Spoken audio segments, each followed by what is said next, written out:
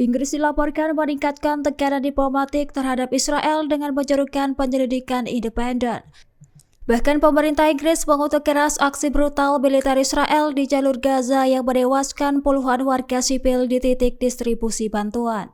Insiden itu diklaim sebagai tragedi kemanusiaan yang tidak bisa dibiarkan. Dikutip dari Al-Bayadin, pernyataan itu disampaikan oleh Menteri Timur Tengah Hamis Falconer dalam pidatonya di parlemen pada Rabu 4 Juni 2025. Ia mengecam kebijakan Israel yang dinilainya tidak manusiawi dan menyerukan tanggung jawab penuh dari semua pihak terkait. Lantas, Inggris mendesak komunitas internasional untuk beraksi terhadap kekerasan yang menyasar warga Palestina. Langkah itu dilakukan sebagai solidaritas pemerintah Inggris terhadap rakyat Palestina. Sejak akhir Mei 2025 dikabarkan sebanyak 75 warga Palestina tewas dan lebih dari 400 terluka di area distribusi bantuan. Lokasi itu dikelola oleh Yayasan Kemanusiaan Gaza yang beroperasi di bawah tekanan blokade. Sementara itu, Israel mengklaim perlawanan Palestina menyusup ke area tersebut, namun klaim ini ditolak oleh organisasi kemanusiaan.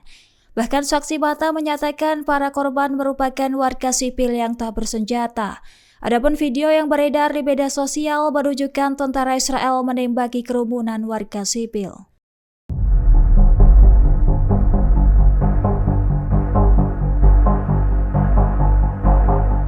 Sekelompok artis Spanyol dilaporkan mundur dari berbagai acara budaya besar sebagai bentuk protes terhadap keterlibatan Israel dalam konflik di Gaza. Aksi ini menyoroti festival musik sonar yang akan digelar di Barcelona pada 12 hingga 14 Juni 2025.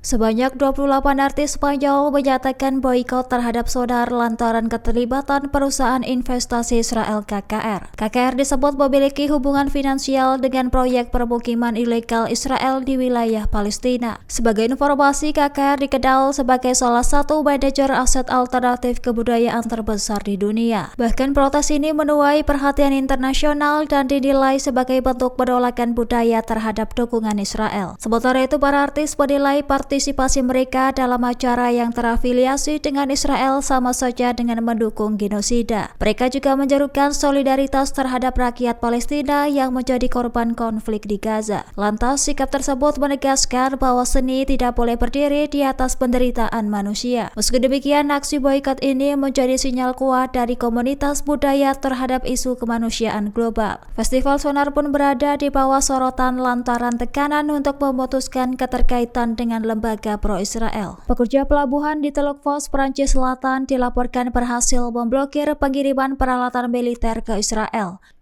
Kargo tersebut diproduksi oleh perusahaan Prancis Eurolin dan dijadwalkan dikirimkan dari pelabuhan Marseille Fos pada Kamis 5 Juni 2025.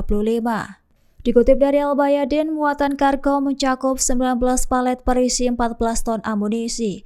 Amunisi tersebut diyakini sebagai komponen senapan mesin yang digunakan oleh militer Israel untuk menggempur rakyat Gaza.